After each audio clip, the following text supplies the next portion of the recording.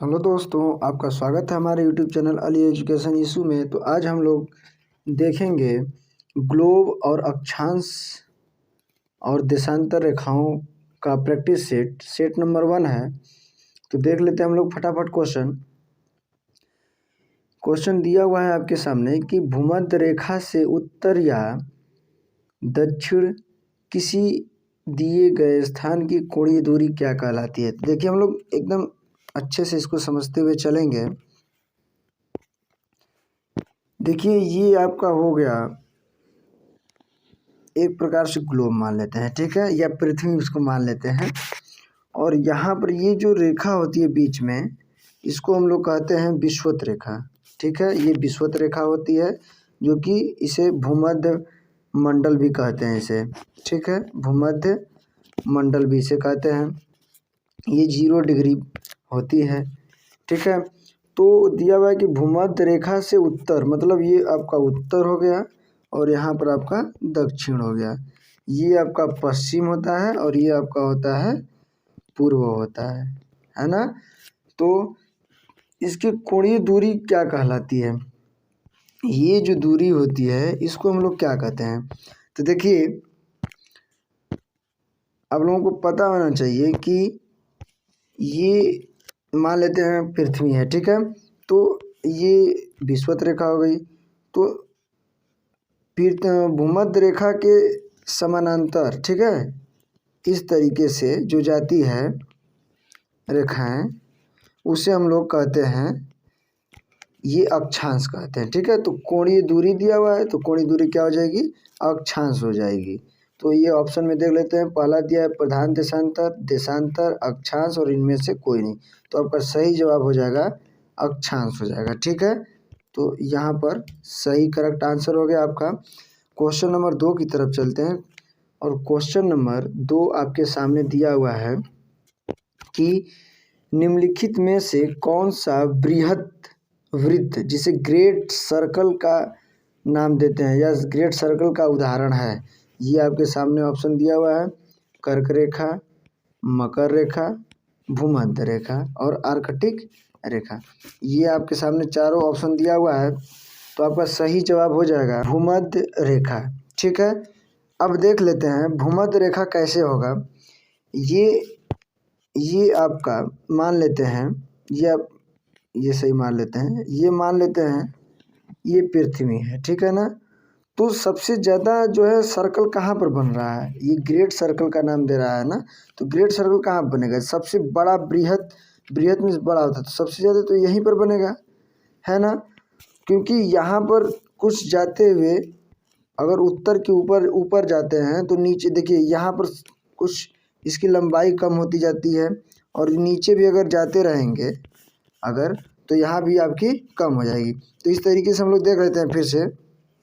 जैसे मान लीजिए ये आपका हो गया सर्कल, ठीक है, ये भूमध्य रेखा हो गया, है ना। ये आपका कर्क रेखा और ये आपका विषुवत रेखा, सॉरी मकर रेखा, ठीक है।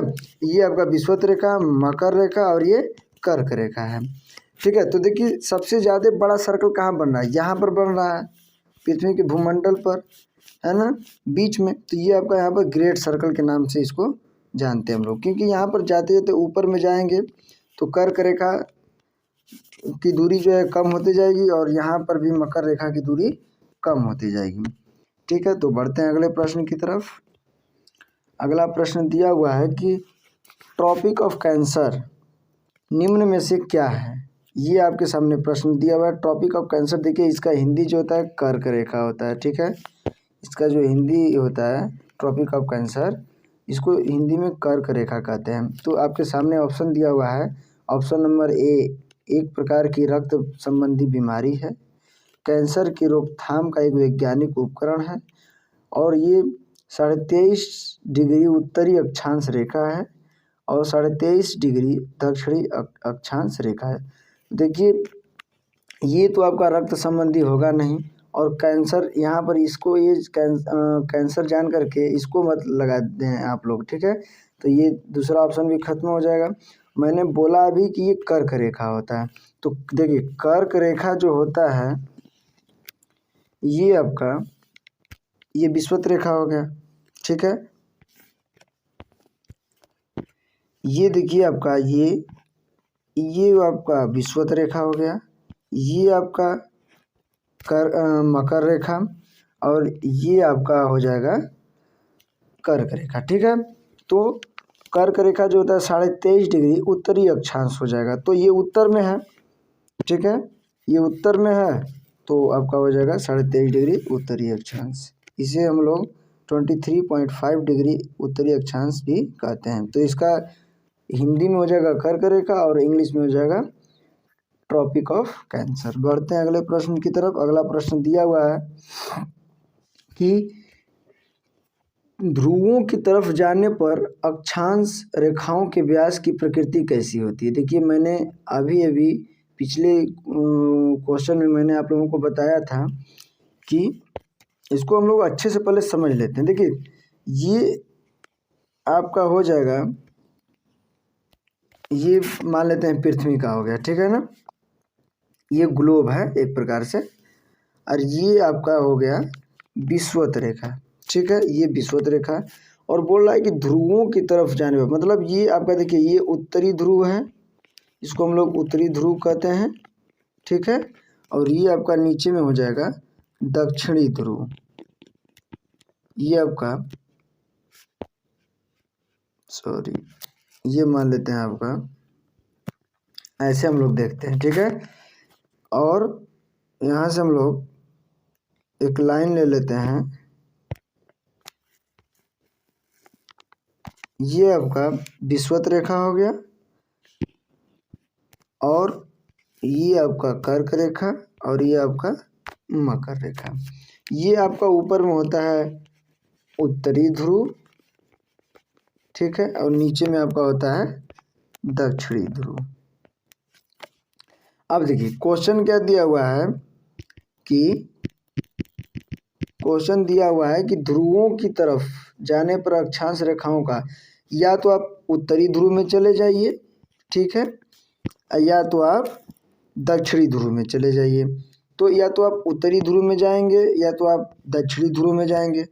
तो ये क्या होता है कि देखिए घटते जाता है। यहाँ से आप देख लीजिए कि अगर इस तरीके से हम लोग जाते रहेंगे और इधर से जाते रहेंगे और नीचे भी अगर जाएं और इधर भी जाएं तो आपका ये यहाँ पर क्या होता है, घटते हुए जाएगा। तो यहाँ पर आपका सही ऑप्शन हो जाएगा यह घटता है, ठीक है, क्योंकि व्यास इसकी कम होते जाती है। बढ़ते हैं अगले प्रश्न की तरफ। 5वें नंबर क्वेश्चन देख लेते हैं। क्वेश्चन दिया हुआ है, ये मिलान करने के लिए क्वेश्चन दिया हुआ है। देखिए यहाँ पर जितना भी प्रश्न आएगा मैं आप लोगों को एकदम एक्सप्लेनेशन करके इसको समझाऊंगा अच्छे ढंग से, ठीक है ना। देखिए मिलान करने के लिए दिया है कि सूची 1 और सूची 2 को मिलान कीजिए। भूमध्य रेखा, कर्क रेखा, मकर रेखा, आर्कटिक वृत्त, अंटार्कटिक वृत्त। देखिए इसको हम लोग सही ढंग से पहले समझ लेते हैं। ये आपका कोई सर्कल हो गया, ये मान लीजिए पृथ्वी हो गई, ठीक है ना, ये आपकी पृथ्वी हो गई। और ये मैं आप लोगों को बता चुका हूँ कि ये आपका ये भूमध्यमंडल या विषुवत रेखा हो जाएगा ये। और यहाँ पर आपका मान लेते हैं ये कर्क रेखा और ये आपका हो गया मकर रेखा, ठीक है।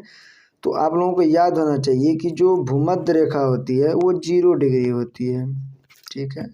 ये आप लोगों को याद होना चाहिए कि ये 0 डिग्री होती है, छोटा सा बनाते हैं, ये 0 डिग्री होती है। और जो कर्क रेखा होती है, कर्क रेखा होती है 23.5 डिग्री, 23.5 डिग्री उत्तर होता है, ठीक है, या उत्तरी अक्षांश भी इसको कह सकते हैं। और जो मकर रेखा होता है वो भी 23.5 डिग्री, 23.5 डिग्री दक्षिणी अक्षांश होता है, ठीक है। तो आपका कौन कौन सा मिला, पहले भूमध्य रेखा मिल गया, इससे आपका कर्क रेखा मिल गया, किससे, बी का 4 से मिल गया, और मकर रेखा मिल गया आपका सी का 5 से। बचा आर्कटिक वृत्त और अंटार्कटिक वृत्त। देखिए जो ये वाला जो सर्कल होता है यहाँ पर ये जो होता है इसको बोलते हैं आर्कटिक वृत्त बोलते हैं। तो ये उत्तर में, तो आर्कटिक वृत्त क्या हो जाएगा, ये 66.5 डिग्री पर हो जाएगा, ठीक है, 66.5 डिग्री उत्तर और नीचे में हो जाएगा 66.5 डिग्री दक्षिण हो जाएगा। तो आपका देख लेते हैं ऑप्शन दिया हुआ है यहाँ पर। तो ए का 3 मिला लेते हैं, तो ए का 3 कहाँ यहाँ पर है, तो ये आपका सही जवाब हो जाएगा, ये आपका सही जवाब हो जाएगा। ठीक है, बढ़ते हैं अगले प्रश्न की तरफ। अगला प्रश्न देख लेते हैं कि धरातल पर 1 डिग्री अक्षांश की दूरी निम्न में से किसके बराबर होती है। तो आप लोगों को याद होना चाहिए कि ये 111 किलोमीटर होती है। ठीक है ना, ये आपका सही जवाब हो गया। देखिए 82.5 डिग्री पूर्वी देशांतर को मानक मध्याह्न रेखा भी कहते हैं इसको, या मानक समय स्टैंडर्ड टाइम भी के नाम से भी इसको जानते हैं। ये जो भारत में जो भी समय मिलाया जाता है वो इलाहाबाद के नैनी नाम का एक स्थान है, जिला है उत्तर प्रदेश का, तो यहीं से जो है गुजरती है। ठीक है ना, और हम लोग जो है कि ग्रीनविच से 5.5 घंटा जो है आगे हैं हम लोग। ठीक है, 5 घंटा 30 मिनट। जब भी हम ग्रीनविच से पश्चिम की तरफ जाते हैं तो समय में वृद्धि होती है, और जब भी हम पूर्व की दिशा में जाते हैं उसमें घटोत्तरी होती है समय में। ठीक है, तो आगे हम लोग देख लेते हैं। क्वेश्चन दिया हुआ है कि भूमध्य रेखा के अतिरिक्त कौन सी अक्षांश रेखा पृथ्वी को 2 बराबर भागों में बांटती है। तो आप लोगों को याद होना चाहिए, मैंने आप लोगों को बताया हुआ है, ये आपकी पृथ्वी हो गई। ठीक है, और यहाँ पर एक लाइन खींच देते हैं, ये विषुवत रेखा हो गया जो 0 डिग्री पर होता है। तो भूमध्य रेखा के अतिरिक्त कौन से अक्षांश रेखा पृथ्वी को 2 बराबर भागों में सिर्फ और सिर्फ विषुवत रेखा ही बांटेगी, ना कि कर्क रेखा और ना ही मकर रेखा। ठीक है, तो आपका सही जवाब हो जाएगा कोई अक्षांश नहीं, ये आपका सही जवाब हो गया। बढ़ते हैं अगले प्रश्न की तरफ।